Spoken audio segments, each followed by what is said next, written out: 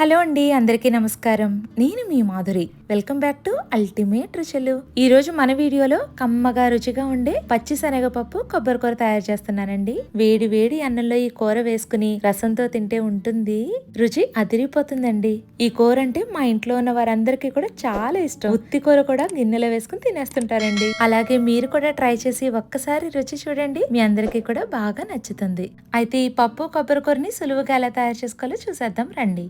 దీనికోసం pressure cooker తీసుకుని అందులో 1 కప్పు పచ్చి శనగపప్పు తీసుకుంటున్నాను. దీన్ని 2-3 సార్లు శుభ్రంగా కడిగి 1 కప్పు శనగపప్పుకి 2 కప్పుల వరకు నీళ్లు వేసి 15 నుండి 20 నిమిషాల వరకు నానబెట్టాలండి.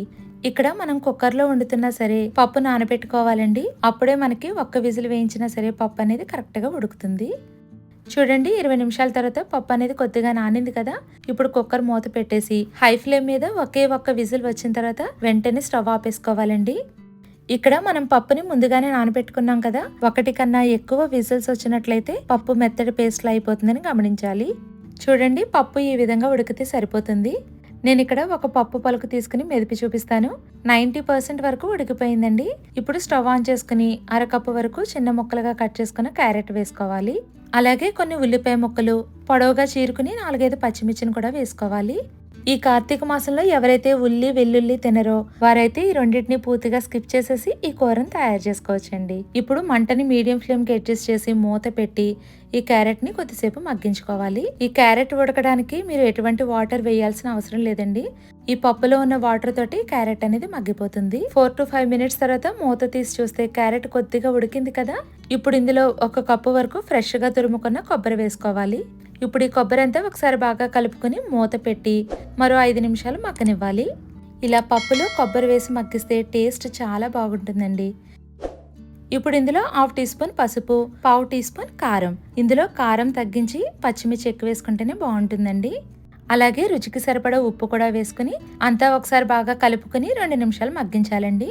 చూడండి, ఇక్కడ మీరు గమనిస్తే పప్పు పొడిపొడిలాడుతూ ఎంత బాగా ఉడికిందో. ఈ పప్పులో నీరు అనేది ఏమీ లేకుండా ఇలా పొడిపొడిలాడుతూ మగ్గించుకుని పక్కకి దించుకోవాలండి. ఇప్పుడు ఈ పప్పుకి తాలింపు పెట్టుకుందాం. తాలింపు వేయడానికి స్టవ్ మీద ప్యాన్ పెట్టుకుని 1 టేబుల్ స్పూన్ ఆయిల్ వేయాలి. ఆయిల్ హీట్ అయిన తర్వాత 4-5 వెల్లుల్లిని పైన పొట్టు తీసేసి ఇలా క్రష్ చేసుకుని తీసుకోవాలి. అలాగే ఎండుమిర్చి, కరివేపాకు, 1/2 టీ స్పూన్ ఆవాలు, 1 టీ స్పూన్ జీలకర్ర వేసి ఇవన్నీ బాగా ఫ్రై చేయండి. వెల్లుల్లి ఇలా బాగా ఫ్రై అయిన తర్వాత ఇందులో మనం ముందుగా మగ్గించుకున్న పప్పు వేసుకోవాలండి. పప్పు వేసిన తర్వాత 2 నిమిషాలు బాగా ఫ్రై చేసిన తర్వాత చివరగా సన్నగా కట్ చేసుకున్న కొత్తిమీర కూడా వేసి స్టవ్ ఆఫ్ చేసుకుంటే చాలా కమ్మగా రుచిగా ఉండి శనగపప్పు కొబ్బరి కూర తయారవుతుందండి. ఇంట్లో కూరగాయలు ఏమీ లేనప్పుడు గానీ పచ్చి కొబ్బరి ఎక్కువగా ఉన్నప్పుడు ఈ పప్పు కూర అయితే బెస్ట్ ఆప్షన్ అండి. ఇప్పుడైతే మీరందరూ కూడా చాలా సులువుగా తయారు చేసుకుని ఈ పప్పు కొబ్బరి కూర ట్రై చేసిన తర్వాత మీ ఫీడ్బ్యాక్ ని తప్పకుండా షేర్ చేయండి. అలాగే వీడియో నచ్చినట్లయితే లైక్ చేసి మీ ఫ్రెండ్స్ అందరికీ కూడా ఈ వీడియోని షేర్ చేయండి. అదే విధంగా మన ఛానల్ ని కొత్తగా చూస్తున్న వారు తప్పకుండా సబ్స్క్రైబ్ చేస్తారని కోరుకుంటున్నానండి. మరో సరికొత్త వీడియోతో మళ్ళీ కలుద్దాం. అంతవరకు స్టే ట్యూన్డ్.